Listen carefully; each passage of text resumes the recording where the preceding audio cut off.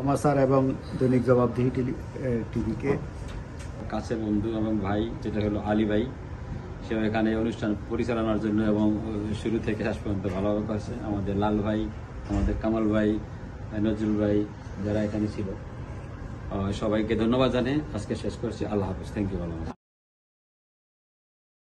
কুয়েতে Bangladesh with sporting ক্লাবের নবনির্বাচিত কমিটি ঘোষণা করা হয়েছে। কুয়েতের ফারওয়ানিয়া এলাকায় 28 জুন শুক্রবার মিক্স ইয়ার্কি রেস্তোরাঁয় উৎসবমুখর পরিবেশে নবনির্বাচিত কমিটি ঘোষণা অনুষ্ঠান অনুষ্ঠিত হয়।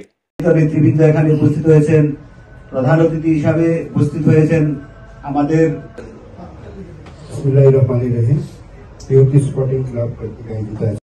বাংলাদেশ উইথ স্পোর্টিং ক্লাবের প্রতিষ্ঠাতা সাবেক সভাপতি বর্তমান উপদেষ্টা প্রকৌশলী মোহাম্মদ ফরিদ উদ্দিনের নেতৃত্বে বাংলাদেশ উইথ স্পোর্টিং ক্লাবের নবনির্বাচিত কমিটি ঘোষণা করেন সংগঠনের সাবেক সভাপতি বিমল কান্তি রায়। নতুন নবনির্বাচিত সভাপতি মোহাম্মদ কোরবান আলী, সিনিয়র সহসভাপতি মোহাম্মদ গোলাম কিবরিয়া এবং সহসভাপতি মোহাম্মদ মামুন। নবনির্বাচিত সাধারণ সম্পাদক শামীম সাইফ, সিনিয়র যুগ্ম সাধারণ সম্পাদক মোহাম্মদ সাইফুল, সাংগঠনিক সম্পাদক মোহাম্মদ আবদুল্লাহ, সহ সাংগঠনিক সম্পাদক মোহাম্মদ রনি, ক্রিয়া সম্পাদক মোহাম্মদ শরীফ, সহ ক্রিয়া সম্পাদক ইমরান, প্রচার সম্পাদক মোহাম্মদ পাবেল, দপ্তর সম্পাদক মোহাম্মদ হাসান। অনুষ্ঠানে বক্তব্য রাখেন বিভিন্ন সামাজিক, রাজনৈতিক, ক্রীড়াপ্রেমী, প্রবাসী বাংলাদেশিরা। বক্তব্যে সকলে বলেন, আগামী প্রজন্মকে সুন্দর ও সুস্বাস্থ্যময় জীবনযাপনে ক্রীড়ার বিকল্প কিছুই নেই।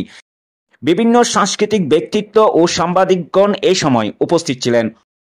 এ সময় আরও উপস্থিত ছিলেন এনটিভির প্রতিনিধি আলামিন সরকার ও দৈনিক বাংলাদেশ সমাচার রিপোর্টার আমির হোসেন মুন্সি। হলো যে আমার কাছে চলে আসছে, এখন পয়সার দরকার। সরকার আলু খান বেশি করে